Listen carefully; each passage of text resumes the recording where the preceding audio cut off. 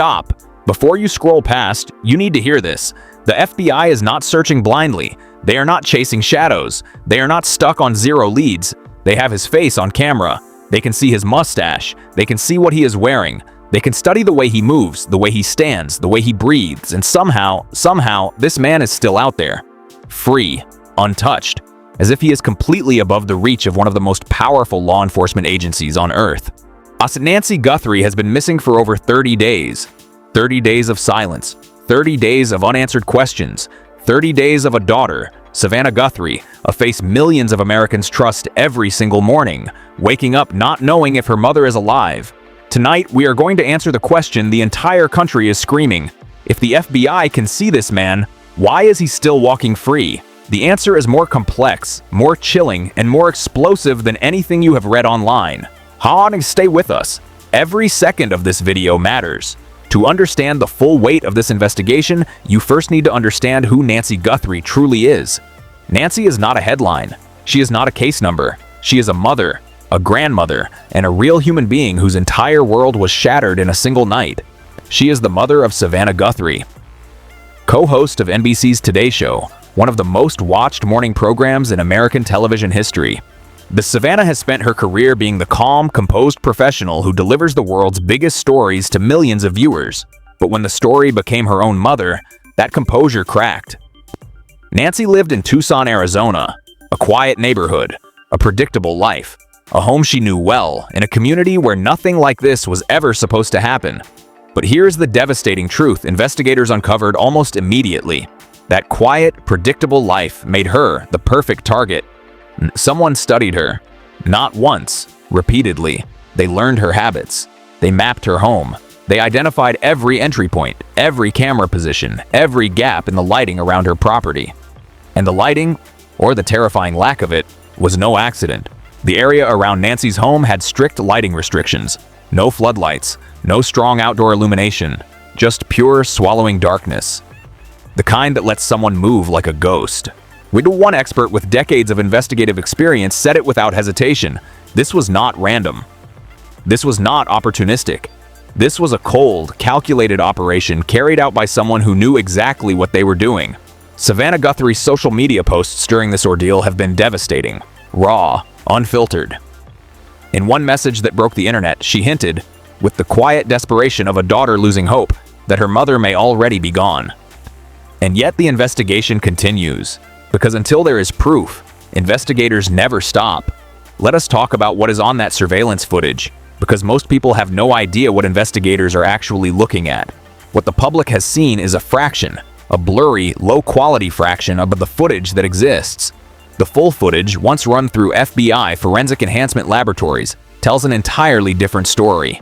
The mustache, sharp, distinctive, and one of the kind of feature a mother would recognize. The kind a neighbor never forgets. The facial structure, jawline, lip shape, skin tone, eye area, all visible with startling clarity once enhanced. The clothing, style, fit, texture, details that can tell investigators what kind of life this person lives, where they shop, how they typically present themselves to the world. The posture, the walk, the body language of someone who genuinely believes they are in total control. But forensic analysts have been clear, someone who personally knows this individual, a family member, a coworker, a neighbor, an old friend, would recognize them the moment they saw the enhanced footage. Not after careful study, immediately. But the bombshell is not just the face. It is what investigators noticed in the suspect's pocket. A small object, an antenna, a handheld radio. That single detail changes everything. Because radios are not used by people acting alone. Radios are used when you need to coordinate with someone else in real time.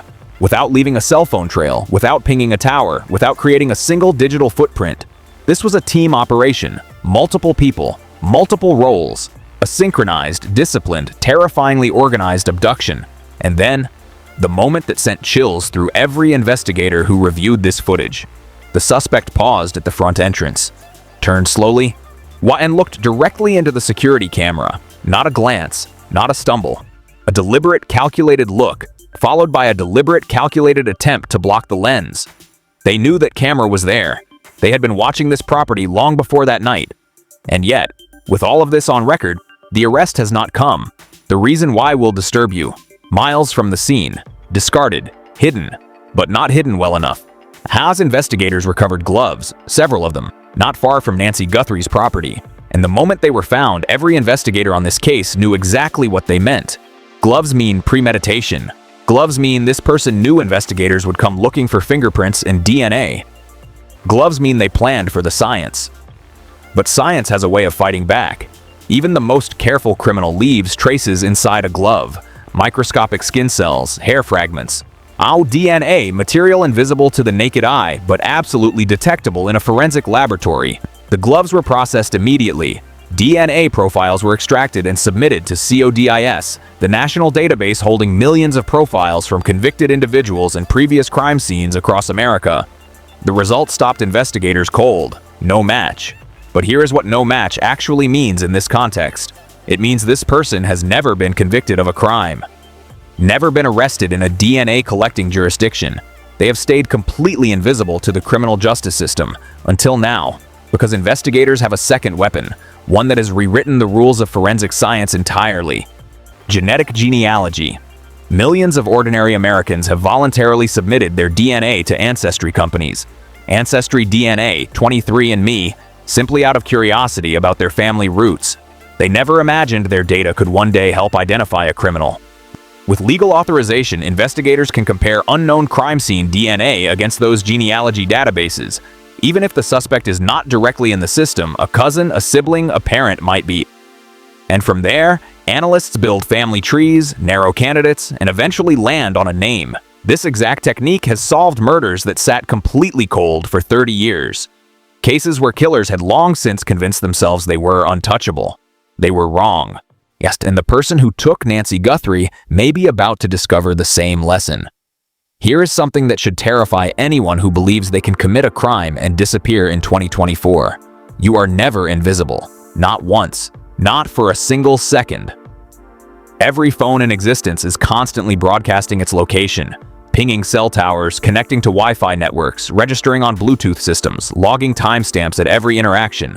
Every movement you make with a device creates a permanent and irretrievable, court-admissible digital record. Heather Barnhart knows this better than almost anyone alive. She is the digital forensics expert who built the case against Brian Kohberger, the suspect charged in the Idaho student murders. She tracked his cell phone ping by ping, tower by tower on the night of the murders. His phone placed him at the scene. That data helped prosecutors build a case that became a landmark in digital forensic evidence. And now she is watching the Nancy Guthrie investigation, and she has a message for the suspect. Even turning your phone off is not enough. A phone that suddenly stops pinging towers creates what investigators call a period of interest. The absence of data is data. Reports suggest the individuals involved in Nancy's disappearance deliberately avoided cell phones, using short-range radios instead. Smart, but not smart enough. Because the people around them, everyone they contacted before and after that night, almost certainly had phones. And those phones were pinging towers, connecting to networks, and leaving trails that federal investigators can now legally access. Pima County Sheriff Chris Nanos confirmed publicly, cell tower data is actively being analyzed in this investigation. And there is one more dimension that most people have completely overlooked. Home Wi-Fi routers. Millions of them across Tucson and surrounding areas, quietly logging every device that passes within range, even devices that never connect. If the suspect drove through that neighborhood, even once during reconnaissance, a router somewhere may have logged their presence. Barnhart summarized the entire digital dimension of this case in one sentence that has stuck with everyone following this story. Once they find one thread, the entire case will unravel. 100 FBI agents. They read that again. 100 of the most highly trained federal investigators in the United States of America, all assigned to a single case. To understand how extraordinary that number is, most major federal investigations, even high-profile ones, involve a fraction of that figure at their absolute peak. 100 agents on a single missing person case is not standard. It is a statement. It is the federal government saying, in the loudest possible way, that this will be solved. The investigation has been relocated from the Tucson resident agency to the Phoenix field office. This is not a routine administrative shuffle. Phoenix has more resources, larger forensic divisions, more analytical specialists, and greater institutional authority when requesting data from other agencies and jurisdictions. Those 100 agents are not all in one room. They are organized into precision teams, each running a separate but connected thread of investigation simultaneously. Mains Team 1. Digital evidence. Every phone record, every social media account, every email, every online interaction connected to anyone associated with this case, analyzed line by line. Team 2. Neighborhood canvassing. Door to door, street by street, asking the same questions to different people in slightly different ways, hunting for the one detail that breaks the pattern. Team 3. Video analysis. Not just Nancy's property footage. Every traffic camera, business camera, air and residential doorbell within a radius investigators have deliberately not disclosed publicly. Team 4. Tips. Tens of thousands of them pouring in from across the country. Every single one logged, evaluated, and where credible, physically investigated. And above all of this, senior case agents reviewing everything simultaneously, searching for the connection that ties it all into a single coherent narrative. The delay is not failure. Let that be absolutely clear. Be one premature arrest, one charge filed on incomplete evidence, and this entire case could collapse in federal court. Investigators are not just catching the suspect. They are building a case so airtight that no defense attorney on earth can dismantle it. And sources close to the investigation say the same thing with quiet confidence. The walls are closing in. The suspect may not feel it yet, but they will. Just when investigators thought they had a clear direction, the letters arrived. Demand letters, multiple, sent during the active investigation, each one claiming the same explosive thing. Nancy Guthrie had been seen south of the border, in Mexico, across the international boundary. The reaction inside law enforcement was immediate and intense, because demand letters in a live missing person investigation are never simple documents. They are either the most important break in the case or the most dangerous trap. If genuine, what they point to something truly alarming, that Nancy was transported across an international border into a situation dramatically more complex and dangerous than anyone had initially imagined. If fabricated, and this is the possibility that haunts investigators, they represent a suspect who is not just physically dangerous but psychologically sophisticated. Someone deliberately engineering a false trail to send federal resources chasing ghosts across the border, while the real answer sits somewhere far closer to home. Experts who reviewed the letters against known patterns of organized kidnapping were blunt in their assessment. In real ransom operations, the timeline is tight. Demands come within hours. Communication begins almost immediately after the disappearance.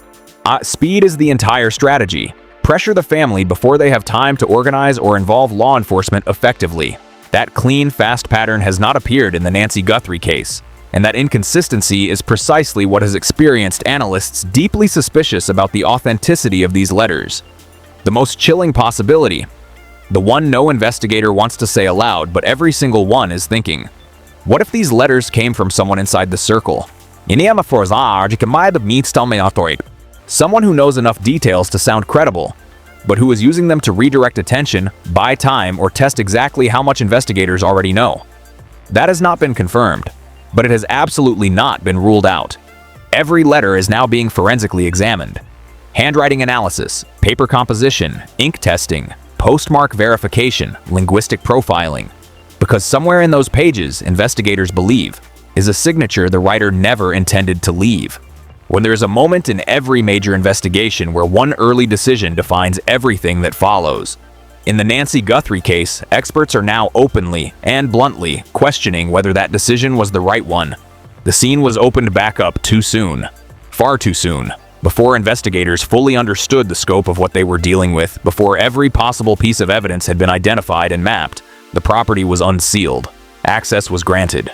The controlled forensic environment that experts need to do their most precise work was compromised.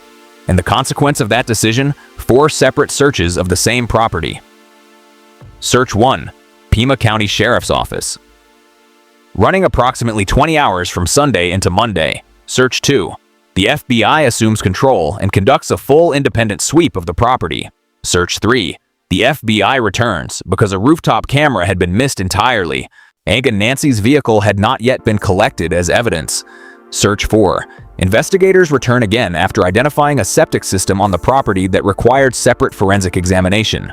4 entries, the same location, each one subtly, and in some cases not so subtly, altering the environment. Forensic specialists are clear about what this means in court. Every additional entry into a crime scene creates new risk of cross-contamination. Evidence can be accidentally moved. Foreign material can be unintentionally introduced, and defense attorneys will use every single one of those 4 entries to challenge how evidence was collected, preserved, and presented. Standard best practice in major crime scene management is not complicated. Lock it down immediately, establish one controlled entry and exit route, log every person who steps foot on the property, and do not reopen it until every piece of potential evidence has been fully documented. That did not happen here. Wait, to be absolutely clear, this does not mean the investigation is ruined. FBI forensic teams are among the best trained professionals in the world. They document everything. They photograph every step. They build records designed to withstand the most aggressive legal scrutiny. But the path to a conviction that cannot be challenged, a verdict that sticks, just became measurably more complicated. And in a federal case this high profile, with this much at stake, that matters enormously.